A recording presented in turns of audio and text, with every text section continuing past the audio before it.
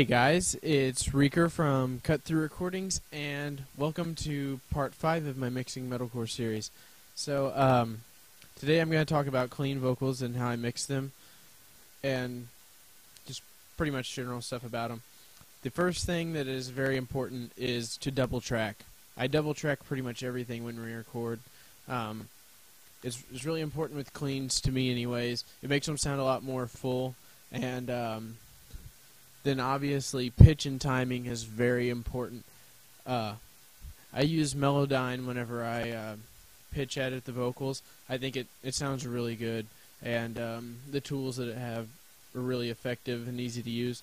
And before I edit the pitch on them, I edit the timing, because whenever you stretch the vocals around, it'll change the pitch. So you want to do that before you get them pitch perfect. And also, if you forget to record harmonies, or maybe the vocalist doesn't want to or something, I usually go in Melodyne and I create harmonies in there myself. For this song, I made harmonies in fifths, so I'll show you what these sound like really quick. I'm sinking beneath the waves. So yeah, those are pretty noticeable. I'm sinking beneath the waves. In most cases, I probably wouldn't make those harmonies stand out so much, but these are in a really dense part of the mix, and it makes them stand out a lot, and it sounds really neat. I was actually looking back at how I mixed these, and I noticed I did some things wrong. I didn't EQ each individual track, but I did make up for that on the bus. But I didn't compress them individually either, and this might be why, like, maybe things like the cleans, like, I actually had people tell me the cleans that didn't stand out or very much during the little chorus part of the song. So that's probably why. So you're definitely going to want to compress them at least a little bit. And I'd probably apply the EQ to each track separately. I usually EQ before I compress, so that way the frequencies that you don't want there aren't there whenever compression's happening. So here's the EQ that I used on the vocals. Pretty similar to what I did on the screams. Did a high pass around 200 hertz. I didn't do the big dip around the low end, or low mids, I guess that would be. A little bit of boost around 2K, and then an additional boost around 5K. That's where the really kind of, I guess people define it as like brilliance of the vocals are. I don't really know. It's just the really sparkly part. I guess that's one way to describe it. But yeah, that's what I did for EQ on them. And then I did density MK3 again. Like I said, I use this on the majority of my buses. The timing I put on 0.6, which means it's a ratio of 4, and the release is automatic. And then I just adjusted the drive, which is pretty much the threshold, to where I was getting between maybe 0 and 1.5 decibels gain reduction, maybe a little more at times. And then Ruby Tube.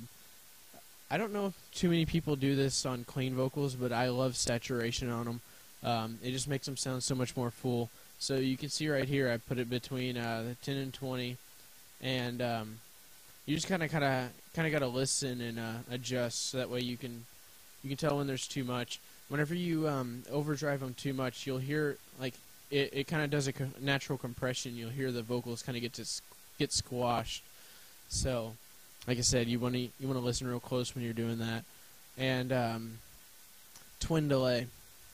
I really like this plugin. Basically, I just set a different delay on the left and right channels. Let's see, the dry signal was at around negative 2.5 decibels, and I had the wet around negative 7 or 8.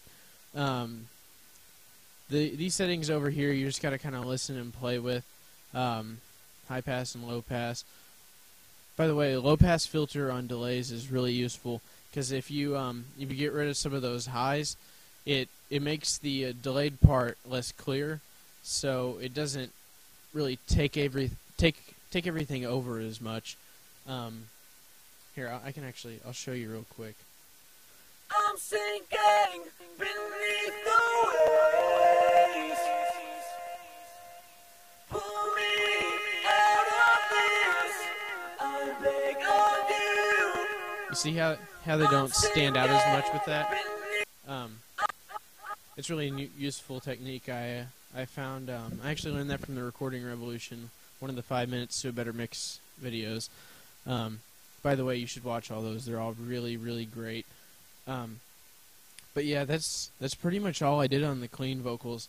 I think the important part of the sound is that the pitch is all really, really good on them, and the harmony makes a big difference. So I'll go ahead and throw these in the mix, that way you can hear what they sound like.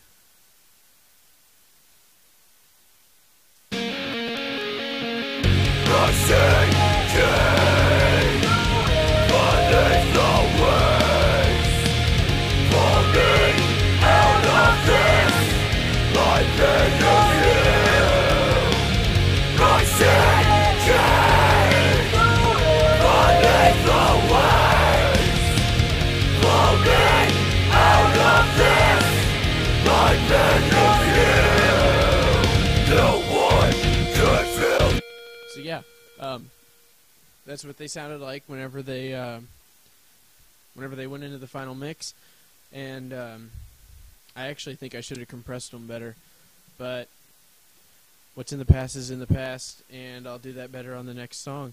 But I hope this was helpful to you, and I'd really appreciate it if you'd subscribe to my channel. And if you have any questions or suggestions, leave some comments. I try to describe things the best I can, but I know I get a little scatterbrained sometimes, just ramble and go all over the place like I am now. So anyways, thanks for watching. See you next time.